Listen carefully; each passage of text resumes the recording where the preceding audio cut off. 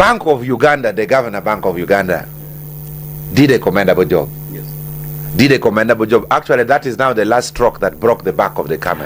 Why all of a sudden is he getting the headlines and everyone is saying, he was the game changer in this bill all of a sudden? I mean, but he was. Before the presentation by the Bank of Uganda governor, there was submissions from the Financial Intelligence Authority that did touch on the economic impacts of this bill. Yes, but you see, the governor Bank of Uganda has been appointed by the president. So it makes more sense if someone who is appointed working on behalf of the president is saying, no, this is not right. So I think BOU did it, and they explained simple economics. And Canary, my belief is, let them tamper with political rights. Public order management bill, don't assemble without police permission. That one Ugandans may be united. Let them tamper with religious rights. Maybe Ugandans may not be united. But to tamper with economic rights, that every money that enters Uganda, the government should know. You should report to government. Any amount beyond 400 million, you should report to government. If not, you'll get to prison. I think that affects the engine of the economy. And now, even before the bill has become into law, there are already shockwaves. I stated last week, and I want to state now, Honorable Kwezera, sovereignty is not Odonga, an international sports lawyer based in Madrid, bringing $1 million and going to report to RDC that have brought the money. No. Sovereignty bill should cater for ministers taking Ugandan's money and owning properties in London. Yes. I know ministers with property in London. I know ministers with properties in the US. They take our money and they go and build in the US. The sovereignty law should cater for that, not money coming in. Dollars is a very scarce thing. If I can bring dollars here and I'm not going to kill anyone, I'm not interested in politics. I'm just bringing the money here home.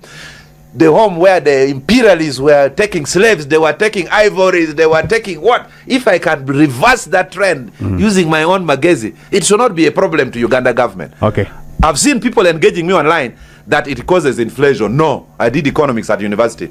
Bringing dollars here cannot cause inflation because the dollar would become money and the rate of the dollar against the shilling would drop. So those who are bringing dollars here, as long as it is not for terrorism, should even be given medals at Kololo, independence medals. If I were a hardcore member of opposition, I would be encouraging the government to pass this law, because this is the law that would make this government come down on its knees. Because there are some people who are surviving on money on international remittances. There are people who have nothing to do with the government. They just use government roads and avoid police stations. Their uncle sends $2,000 every month from New York, and they buy food, they buy matoke, So the moment this law passes and we cannot receive money from Canada, from America, from Britain, and the government cannot provide for the citizens, these are the very people who will be hungry and walk to the streets. Because if I have nothing to eat, there are some people who are hangers on around the president. They are connected to the president by reasons of consanguinity and friendship.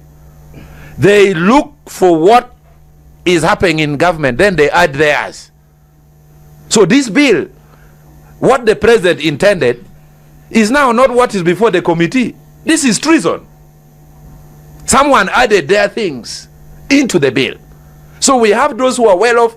They are well positioned in this government. They are very rich. They own houses in Kololo. They own apartments in Naguru. They understand how the state works, and then they put their things. So someone should be held accountable. That why is it that the original bill, the president was saying, who is touching religious institutions? How did it smuggle itself in the bill? We have situations where people are appointed ministers or RDCs.